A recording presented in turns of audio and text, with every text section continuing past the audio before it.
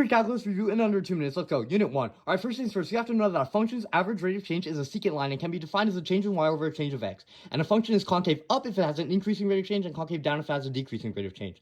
You should also know how to determine whether a function is a polynomial or if it isn't. And you should also know how to solve a polynomial, including for all its complex solutions, which come in pairs. And you should be able to describe the end behavior of a polynomial using limit notation like this. Also, for rational functions, their denominator cannot amount to 0 because you cannot divide by 0. So these points are excluded from the domain, and you can tell because it is either a whole or an asymptote. Unit 2, you should know arithmetic sequences where you add a certain number each time, and geometric sequences where you multiply by the same number each time.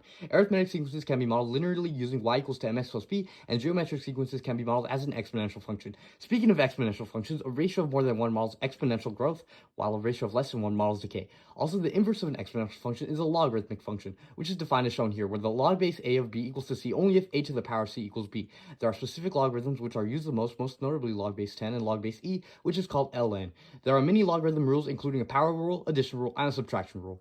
Unit 3. A unit circle is a circle with a radius of 1, which you use in trigonometry to define the sine, cosine, and tangent functions of an angle.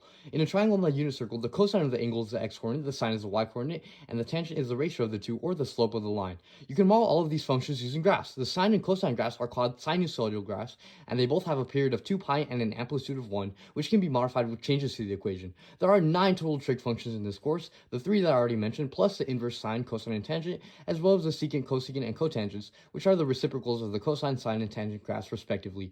You also need to know polar coordinates. Instead of being defined with the x and y coordinates, they are defined with the magnitude and an angle. To convert from Cartesian to polar, you need to use a distance formula to find the magnitude and an inverse tangent function to find the angle. To convert from polar to Cartesian, you need to multiply the magnitude of the cosine function to find the x coordinate and the sine angle to find the y coordinate.